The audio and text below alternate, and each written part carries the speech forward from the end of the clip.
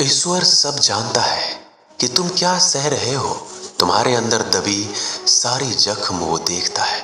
वह चाहता है तुम लड़ो तुम्हारे सपनों के लिए, खुद के अस्तित्व के लिए। फिर सारी परीक्षाएं खत्म होगी, जिंदगी तो तेरे संग चलेगी। बस तुम रुकना मत। जहां भी रहो लोगों की जरूरत बनकर रहो, बोझ बनकर नहीं।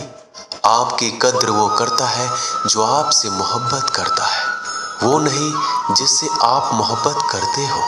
जो नहीं मिला वह बेहतर नहीं था, जो है वह बेहतर है। जो मिलेगा वह बेहतरीन होगा। जब कल का दिन देखा ही नहीं तो आज का दिन क्यों खोए। जिस घड़ी में हंस सकते थे उस घड़ी में कल के लिए क्यों रोए। करीब उसके रहो जो तुमसे दूर ना रह सके। खुशी देने वाले भले ही हमेशा अपने नहीं होते, लेकिन दर्द देने वाला हमेशा अपना ही होता है।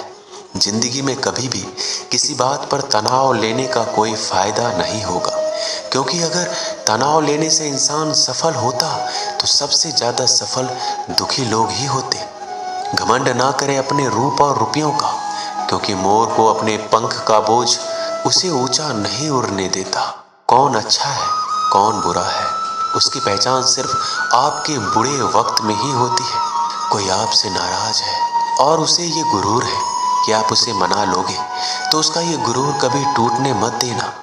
मतलबी लोग से रिश्ते जितने जल्दी बनते हैं उतनी ही जल्दी टूट भी जाते हैं। रिश्तों को जोड़ने के लिए कभी अंधा कभी गूंगा तो कभी बहरा होना पड़ता है।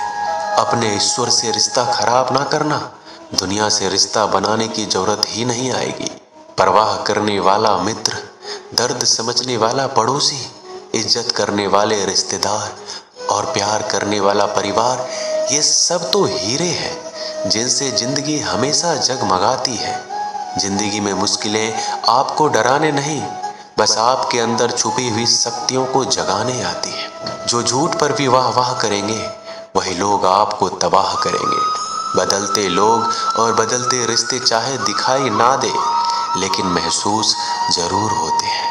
हानि हुई है तो भविष्य में लाभ भी होगा। यदि छल हुआ है तो आगे चलकर उसका हिसाब भी होगा। 4 दिन भी नहीं निभा सकता कोई वो किरदार जो पिता जिंदगी भर निभाता है। दिलों में वही बसते हैं जो दिलों के साफ हो, क्योंकि सुई में वही धागा जा सकता है जिस धागे में कोई गांठ ना हो। टूटे तारे की तरह होता है भाई, कुछ भी मांग लो दिला देता है। बिना मतलब के रिश्ते निभाना हर किसी के बस की बात नहीं। ना किसी को परेशान कीजिए ना किसी को हैरान कीजिए। कोई लाख गलत भी बोले बस मुस्कुरा कर छोड़ दीजिए। जो व्यक्ति आपको अपनी हर बात बता सकता है तो समझ लीजिए वो व्यक्ति आप पर खुद से ज्यादा विश्वास करता है। किसी को कुछ कहने से पहले एक बार ये जरूर सोच लेना कि अगर वही शब्द कोई आपसे कहे तो आपको कैसा महसूस होगा। इंसान तब तक सहन करता है जब तक सहन करने की क्षमता होती है। उसके बाद ना तो वो रिश्तों की जरूरी समझता है ना ही अपनों को। थोड़ा सा प्यार सब कुछ ठीक कर सकता है। कुछ लोग अपनी अकड़ की वजह से कीमती रिश्ते खो देते हैं और कुछ लोग रिश्ते बचाते बचाते अपनी कद्र खो देते हैं। पतझड़ में ही रिश्तों की परख होती है। बारिश में तो हर पत्ता हरा ही दिखता है। गम में एक उंगली आंसू पोंछती है और खुशी में 10 उंगलियां मिलकर ताली बजाती है। यही तो है जिंदगी। दुख में कोई नहीं, सुख में सब साथी। परखने वालों के साथ नहीं, समझने वालों के साथ रहो।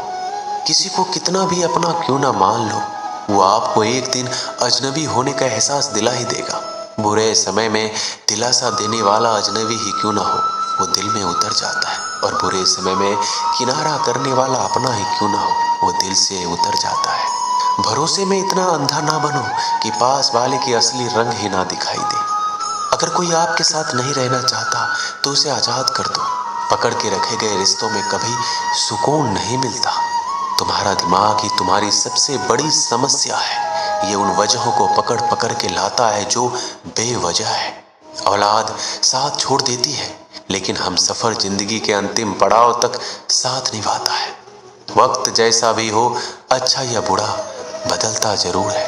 अच्छे वक्त में कुछ ऐसी गलती मत करो कि बुरे वक्त में लोग आपका साथ छोड़ दें। सच में साथ निभाने वाले कोई बहाने की तलाश नहीं करते। जिंदगी में खुश रहने का सबसे अच्छा तरीका उम्मीद रब से रखो, सबसे नहीं। रिश्ते सिर्फ मन से होने चाहिए, मतलब से नहीं। जैसे नीम के वृक्ष पर मीठे फल नहीं लगते, वैसे बुरे इंसान से अच्छी की उम्मीद आप नहीं कर सकते। दोस्तों, जहाँ से अहंकार नहीं जाता वहाँ से रिश्ते चले जाते हैं। शोर से दूर कुछ वक्त खुद के साथ बिताया कीजिए।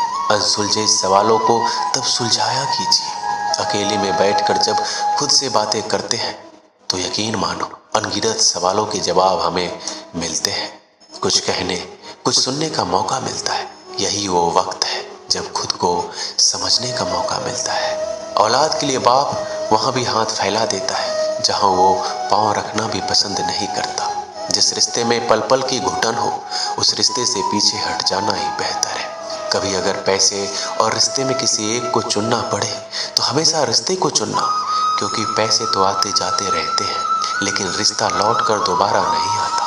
आपकी कद्र वो करता है जो आपसे मोहब्बत करता है, वो नहीं जिसे आप मोहब्बत करते हो। अक्सर सस्ते सस्ते लोग हमारी जिंदगी में आकर महंगे महंगे सबक दे जाते हैं।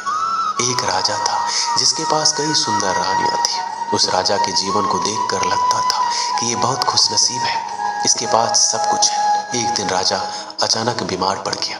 राजवैद्य ने राजा का इलाज शुरू किया, लेकिन दिन प्रतिदिन राजा की तबीयत बिगड़ने लगी। फिर एक दिन राजगुरु आए और राजा को अकेले में बताया कि इस बीमारी का इलाज संभव नहीं है, यह आपका आखिरी समय है। राजा ने विचलित स्वर में पूछा कि मुझे अब क्या करना चाहिए। तो राजगुरु ने कहा, ये शरीर छोड़ने के बाद आप दूसरे लोक में जाओगे। अगर आप चाहो तो अपने साथ एक इंसान को अगले लोक में ले जा सकते हो। राजा ने सबसे पहले अपनी चहती सुंदर रानी को बुलाया। राजा उस रानी से बहुत प्यार करता था, रानी को दिन भर निहारा करता था। राजा ने रानी से कहा, मैं कुछ ही दिनों में ये शरीर छोड़ने वाला हूँ। राजगुरु ने कहा, कोई एक प्रियजन मेरे साथ चल सकता है। तुमने हमेशा मेरा ध्यान रखा, मैंने हमेशा तुमसे प्यार किया है, क्या तुम मेरे साथ मरकर दूसरे लोग चलोगे?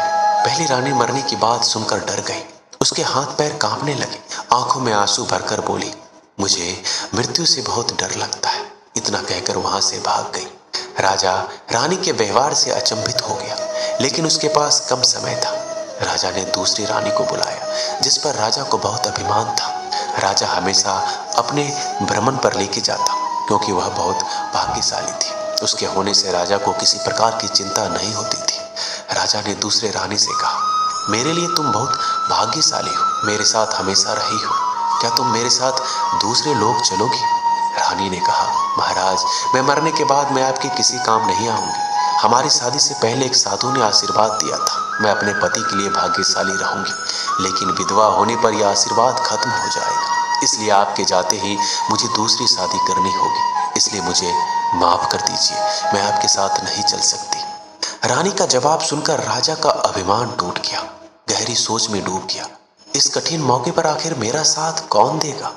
राजा ने तीसरी रानी को अपने पास बुलाया। राजा को तीसरी रानी पर अटूट विश्वास था, क्योंकि तीसरी रानी ने हर परेशानी में, सुख दुख में राजा का बहुत साथ दिया। राजा ने रानी से कहा, हम सुख दुख में हमेशा साथ रहे, मुझे दूसरे लोक में तुम्हारी जरूरत पड़ेगी, क्या तुम मेरे साथ चलोगे?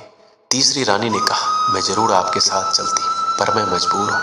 हमारी एक बेटी है, मेरा एक भाई भी है, मुझे उनका भी साथ देना है।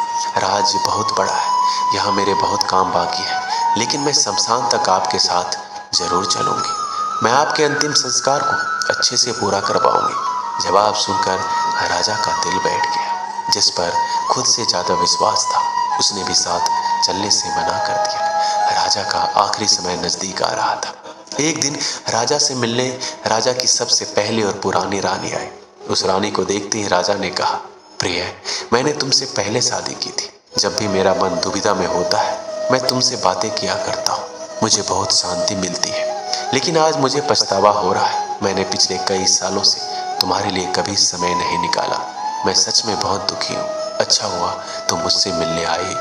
इससे पहले कि राजा कुछ पूछता, पहली रानी ने शांति से कहा, मैं आपके साथ चलूंगी, मैं कभी आपका साथ नहीं छोड़ सकती। दोस्तों, राजा की तरह हमारे जीवन में भी 4 रानियां हैं।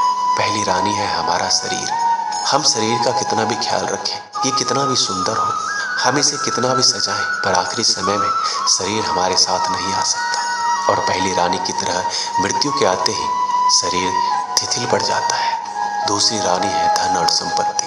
हमें धन और संपत्ति पर घमंड और भरोसा होता है कि यह बुरे समय पर काम आएगा, लेकिन दूसरी रानी की तरह कभी ये एक जगह नहीं टिकता। आपके जाने के बाद किसी और के पास चला जाता है।